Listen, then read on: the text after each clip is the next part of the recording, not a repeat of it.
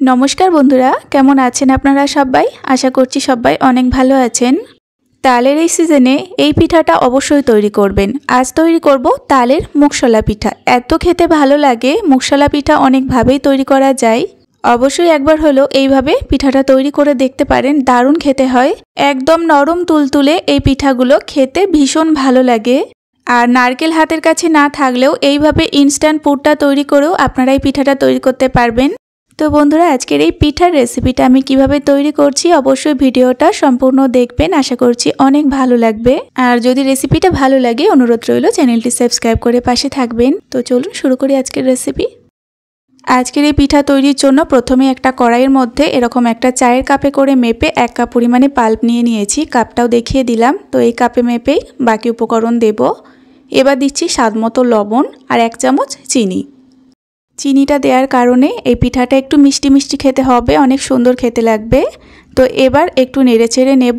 25 থেকে 30 সেকেন্ড মতো একটু নেড়েচেড়ে পাক দিয়ে নিতে হবে। আর তালের মধ্যে যদি কোনো রকম তেতো ভাব থাকে সেটাও কিন্তু একদম চলে যাবে এই চিনিটা দেওয়ার কারণে। তো 25 থেকে 30 সেকেন্ড মতো নেড়েচেড়ে নেওয়ার পরে এখন দিয়ে দিলাম 1 কাপ জল। আর জলটা সেই কাপে মেপেই দিয়েছি। এখানে 1 কাপ তালের পাল্প আর 1 কাপ জল দিয়েছি। এর থেকে বেশি কিন্তু জল দেব না। এবার খুব ভালোভাবে জলের সঙ্গে তালের পাল্পটাকে মিশিয়ে নিতে হবে। যখন খুব ভালোভাবে মিশে যাবে আর একটু বিটবিট করে ফুটতে শুরু করবে সেই পর্যায়ে এর মধ্যে সুজি অ্যাড করে দিতে হবে। দেখুন সেই একই কাপের মাপ করে 1 কাপ সুজি নিয়ে নিয়েছি। সুজিটা অল্প অল্প দিতে হবে আর তাড়াতাড়ি মিশিয়ে নিতে হবে, নয়তো দলা পাকিয়ে যাবে, তখন পিঠেগুলো ভালো হবে না। তো আমি এখানে 2 বারে সুজিটা দিচ্ছি আর মিশিয়ে নিচ্ছি দেখুন। আর আস্তে আস্তে একটা ডোয়ের মতো তৈরি করে নিতে হবে। আর এখানে কিন্তু ডোটা অনেকটা একটু শক্ত করে তৈরি করতে হবে, একদম কিন্তু নরম করা যাবে না। ডোটা খুব তাড়াতাড়ি হয়ে যাবে, 1 মিনিটের মধ্যেই তৈরি হয়ে যাবে। এবার আমি ডোটাকে একটা থালার মধ্যে নামিয়ে নিচ্ছি। আর দেখুন নামানোর সময় বুঝতে পারছেন অনেকটা শক্ত করেই এটাকে আমি নামিয়েছি। নামানোর পর একটু ছড়িয়ে দিলে খুব তাড়াতাড়ি এটা ঠান্ডা হবে। একদম ঠান্ডা হবে না, হালকা ঠান্ডা করে নেব। তো এই সময় একটা পুর তৈরি করে নিচ্ছি এই পিঠের জন্য। এখানে আমি নিয়ে নিয়েছি 150 গ্রাম মতো পনির। তো আজকে প্রথমেই বলেছি নারকেল ছাড়া পুর তৈরি করব, একদম ইনস্ট্যান্ট। তো এবার এই পনিরটাকে হাত দিয়ে একটু দানা দানা ভাব রেখে ম্যাশ করে নিলাম। দেখুন এরকম করে ম্যাশ করে নিতে হবে। এবার দিয়ে দিচ্ছি 1.5 চামচ পরিমাণে আমুল দুধের গুঁড়ো।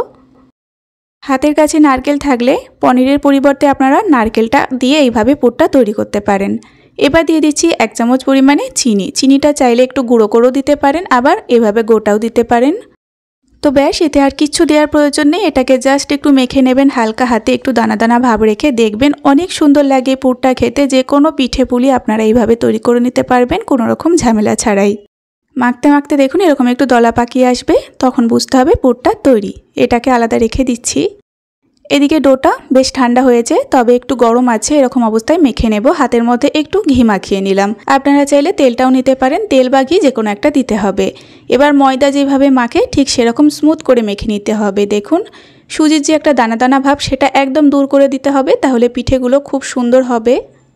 আর এইভাবে মাখতে মাখতে দেখবেন ডোটা অনেক সুন্দর তৈরি হবে। ডো যদি এখানে প্রথমে নরম হয়ে যায় তাহলে কিন্তু এতটা স্মুথভাবে তৈরি হবে না, তাই প্রথমে অনেকটা শক্ত করে নামিয়ে নেবেন।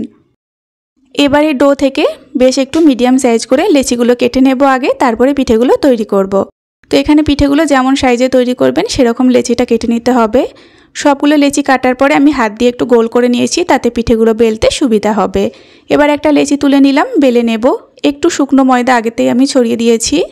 এবার এটাকে হালকা চাপ দিয়ে বেলে নিতে হবে। এখানে যদি এই ডোটা অনেকটা নরম হতো তাহলে কিন্তু একদমই বেলা যেত না। এরকম একটু শক্ত করে ডোটা অবশ্যই মাখতে হবে।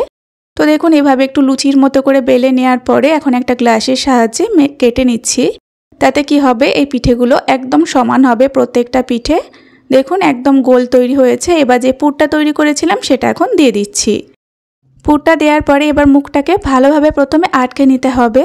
তো বন্ধুরা আপনারা পুরটা এভাবে তৈরি করবেন, একদম ঝামেলা মনে হয় না, দারুণ খেতে হয় পুরটা। চাইলে আপনারা এরকম অবস্থাতে পিঠেগুলো রেখে দিতে পারেন, তবে আমি একটু ডিজাইন করে নিচ্ছি। একদম সহজ একটা ডিজাইন করে নিচ্ছি। আপনাদের পছন্দ মতো পিঠেগুলো শেপ তৈরি করে নিতে পারেন। আর আমি এরকমভাবে একটা পিঠে তৈরি করে নিলাম। দেখুন এই পিঠেগুলো কিন্তু এইভাবে তৈরি করলে অনেক সুন্দর দেখতে লাগে। তো সমস্ত পিঠেগুলোই আমি একই পদ্ধতিতেই তৈরি করে নিয়েছি।